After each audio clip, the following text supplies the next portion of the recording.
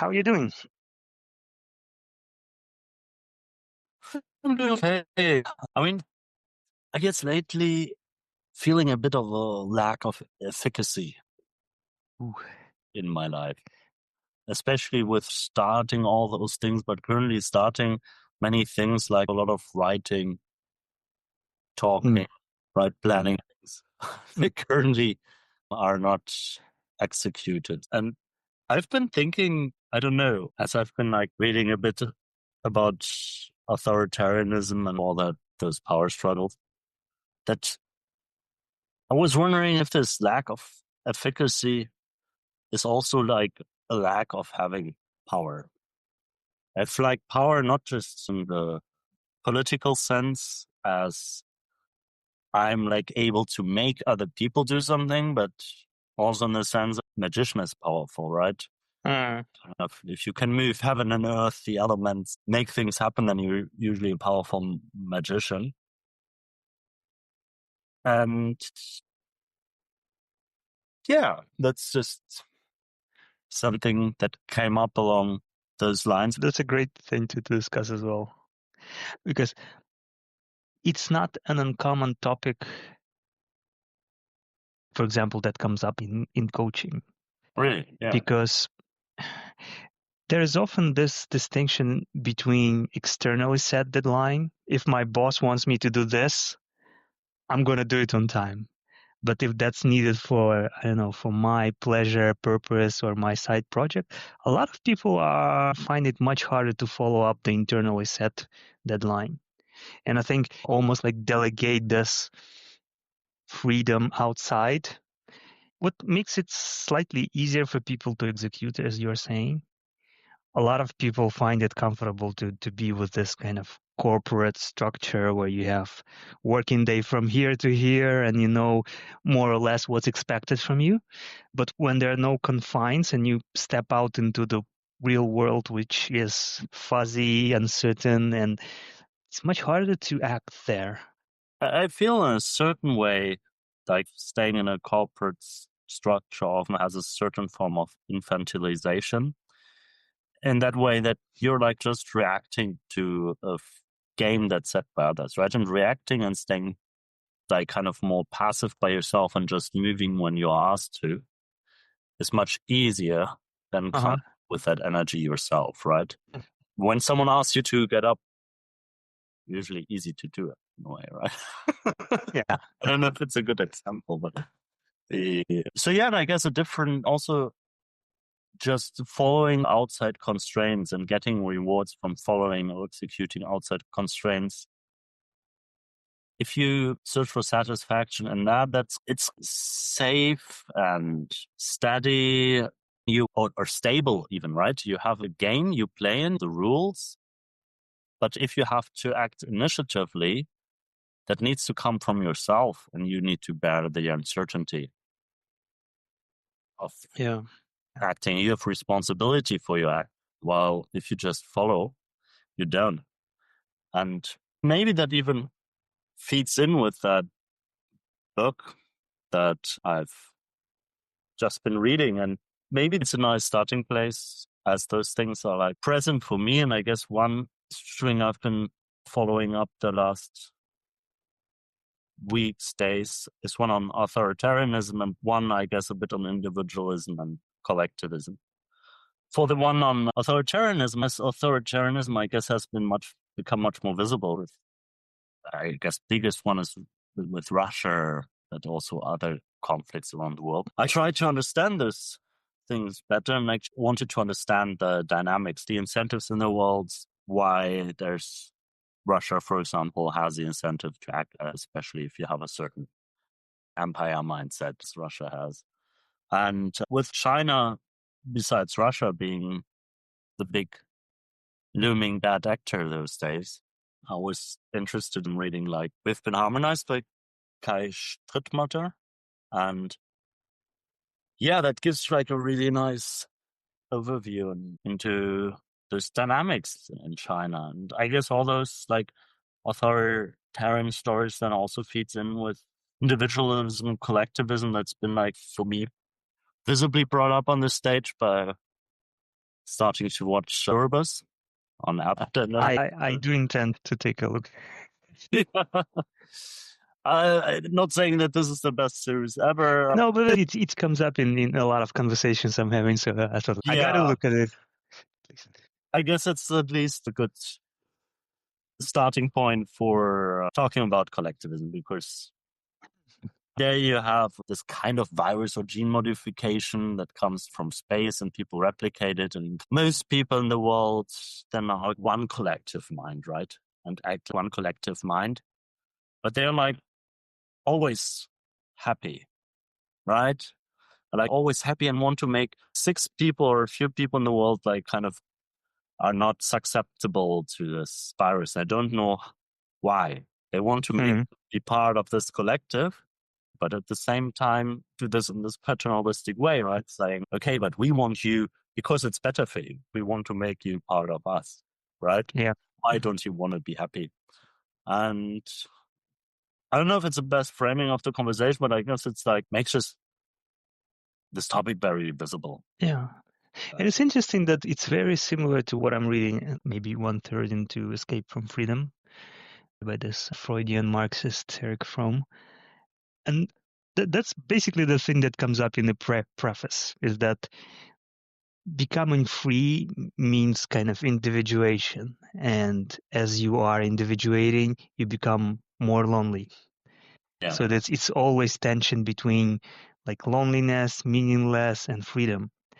And kind of when people, I'm thinking where it's heading is that when people are become free without being mature, they become so alienated and so scared that they try to escape from freedom because it's too heavy. Yeah. I'm guessing that it's getting there. I'm not there yet, but that's what I'm hearing. Right now, I'm thinking, I'm reading about Reformation, Calvin and Luther, and he talks about this submission and those kind of things and compulsive activity.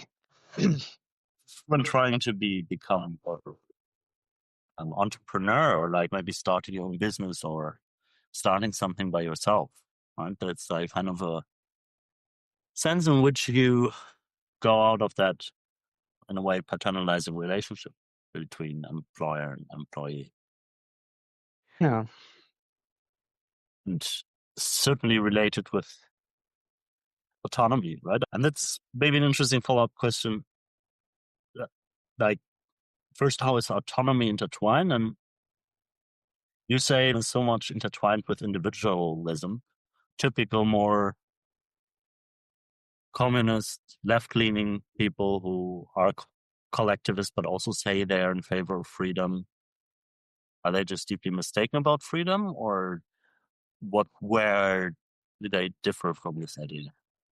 That's a great question, because I think in many cases it's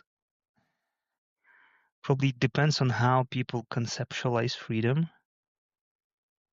And it looks like for some it's going to be more about individualism. For some it's going to be more about like almost meshing with collective, with community or whatever, and foregoing one's individuality. But it also has to do with having the choice. I mean, we can imagine that if there are many free cities to bloom in the world, there will be ones which are more collective, where people will submit to, I don't know, whatever, averaged expectations. And there will be ones where people would like to be more like individualist, rugged, Randians or whatever. Yep. But also, I think sometimes it also like this dichotomy at some level becomes blurry, especially if one takes a look from it from the perspective of developmental psychology, which kind of describes phases of human mind developing in terms of like how first we basically like solipsist. We don't recognize that something apart from our mind exists. Mother is extension of us, and like this kind of process of developing. I probably won't be able to articulate it very well right now, but it's about being a teenager who's very selfish, but then learns to realize the pressure of society and kind of submits, develops certain kind of obedience, then at certain point realize there is something in me and I need to transcend this obedience, but also not totally to say fuck you society. So find a way to develop some kind of interdependency, and a few more that developmental psychologists wrote about, where it becomes less and less of dichotomy, but merging of those things. So it's more like from dependency to independence to interdependence. Oh, I don't know. I thought more naturally of the discourse, even though like it might be a very personal journey, even though I don't know where the socialist comes in there. I mean, there's of course the saying, if you haven't been a socialist by 20, you don't have a heart. If you're so, Yeah, unless you are in a communist country or socialist, then you have heart and mind that you're not. yeah, but that maybe captures the idea. Yes. There's a development phase, and maybe it's like kind of thinking in those collectivist terms is something maybe emotionally empathic expression without having gone deep enough in judgment and really thinking about it. Yeah. Even the different ways to conceptualize it. Probably one of the most famous is Robert Keegan, and like he talks about this kind of teenager selfish mind, imperial mind. Then he talks about socialized mind, which kind of early adulthood, and then self-authorship, kind of when I create my needs, my values, and my behaviors. Yeah, what I often realize, like when I look at parents or on one side and maybe more socialist like minded on the other, that I think many libertarians, and this maybe some people like thought of the right, but let's stick to the non-authoritarian people, that they usually have a feeling on conceptualization where they think they are somewhat strong as an individual, right? I feel many libertarians think they are strong individuals. They can in a way, coming back to efficacy, like efficacy themselves. I guess then the typical libertarian has like this feeling, or anarcho-capitalist or liberal anarchist, that they are strong themselves. They can be powerful, right? Yeah. And many, I feel, on the typical left have the contrary feeling. They feel like very weak themselves. And maybe I thought when I'm also thinking about the typical like stories about where socialism or communism historically came from, like kind of thinking of those Manchester capitalism, right? You have the single workers and they're not really happy in this condition, and in this certain condition and the environment they are in, they presumably had a really bad negotiation position. So I guess both sides at that point can say, yeah, let's get together as a team, right? And get into a better negotiation position. I feel that's where both can share the story. Like typically now the socialists want to manifest this and use political power to give those unions special rights and so on, apart from this voluntary organization. But it gives me the thought that a main difference is maybe like not so much collectivism first, but maybe more collectivization or something, that many lefts just feel very powerless.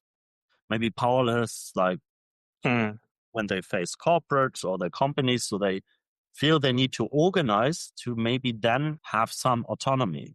Maybe autonomy first, I guess, easier term, and they usually also talk about autonomous groups and so on, right?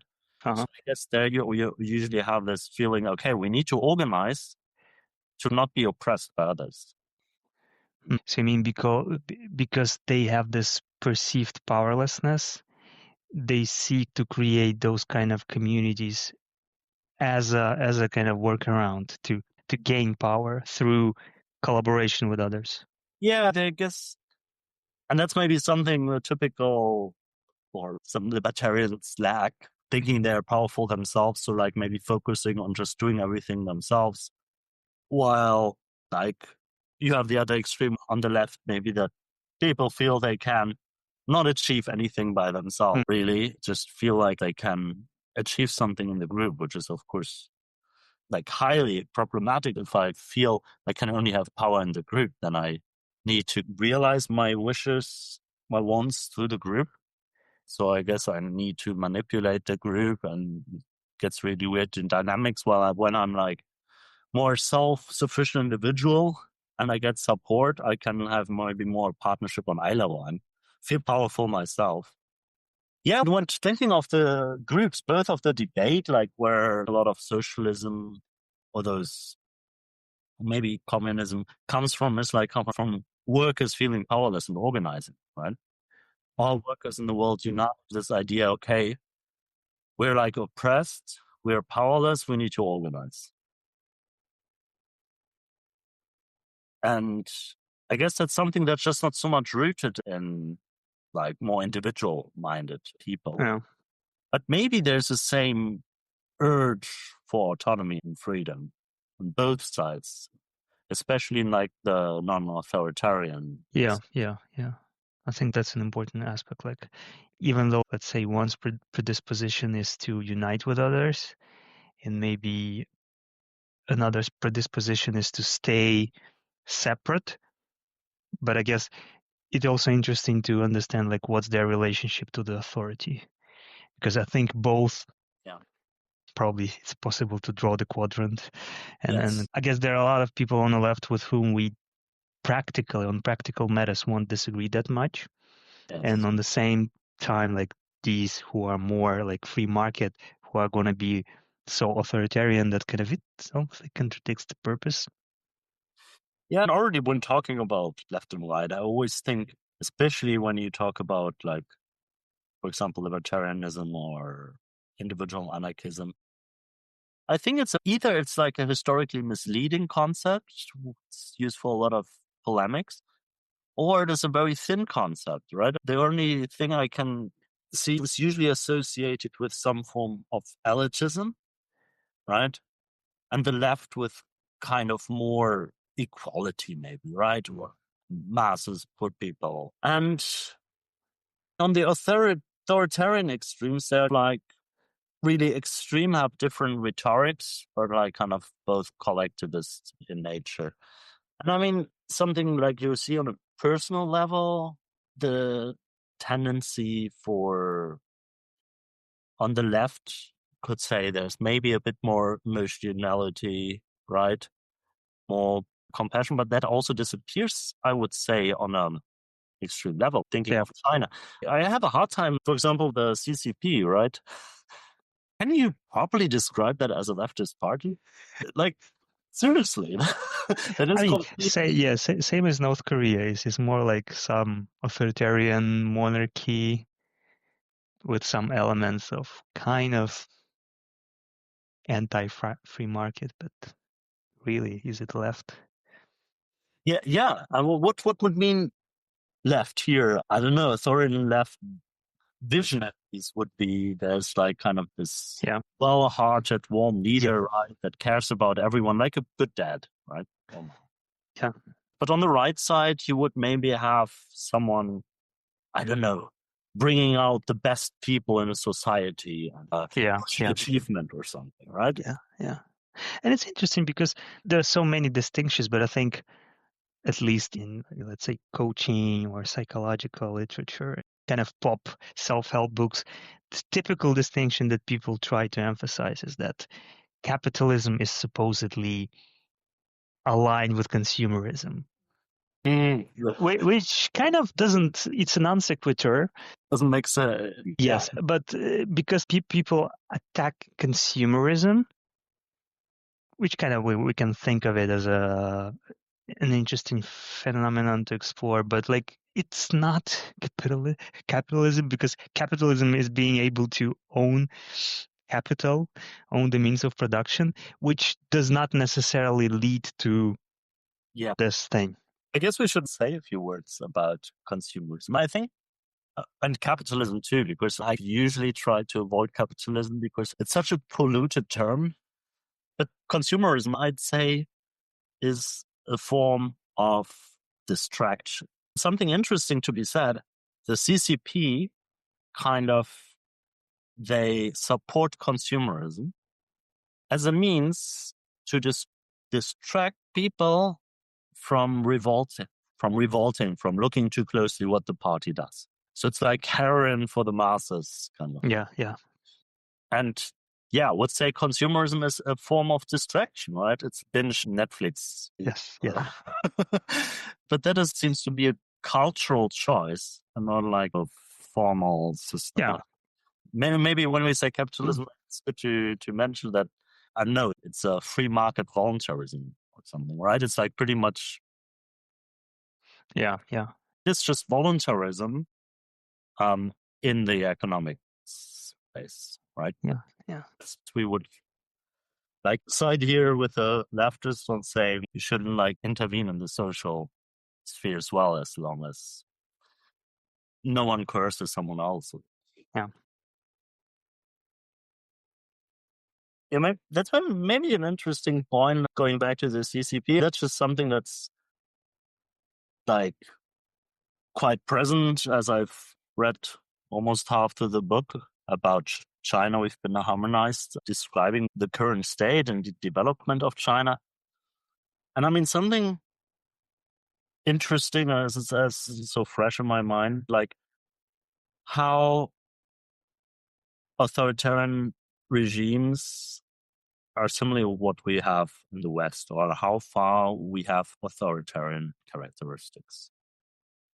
A couple of times in the book where I felt, well, this is definitely a whole other level. But like, if I look at the qualitative level, there seem to be many parallels between the West and China. So how much are we with Chinese characteristics? Yeah. They also say democracy with Chinese characteristics. And I think that I'm not sure. I didn't fact check it, but there was like on Twitter, there's something like a ballot voting for president of Eurocommission. It was like just one name on the ballot, which is very CCP-ish, or like when I was growing up and parents were taking me on the kind of elections in the Soviet parliament, which kind of it was called a bloc of communists and non-partisans, which is ridiculous. But typically you have one name on the ballot. You put your mark over there. Yeah, when looking at the landscape in the West of parties, you can, of course, sometimes think that those are also like surprisingly close to one another. Or that there is at least a culture, even though you put the vote down. But I don't know, being in Germany, for example, the Conservative Party just acted like the Green Party the last years. So the Green and the Conservative Party were pretty much the same. The red, the typical Labour Party, sometimes was less Labour-friendly than the Conservative Party. I think it's crazy when you read about those blatant lies that are put forward by the CCP in China, or not following through, but looking same here, how we are so used to it. Every 4 years, parties promise something before elections and then just never follow through, which is that we normalize deceit and lying such a level that we are so decentralized. We're like, okay, yeah, I mean, we're like pissed. 4 years we'll have forgotten, and we're just like kind of the same pattern. But it seems to be like, if you read about those tactics and manipulations and saying things that are like in China, like fatiguing your curiosity, that this is, of course, in a lighter form, but in principle, not different in the West. Or you also have those authoritarian structures somehow. With all of this, I realized, always had more this Orwellian conception of the horror is if they ban the books, right? But I guess I would say maybe you can call more maybe the rebellious son of Huxley in a way, right? That he is the complement or the fulfillment of Huxley's work. Right? And Huxley, I guess, was more thinking that they don't have to ban the books. They just have to achieve that you don't dare read them, that you're not curious to read them, right? Yeah.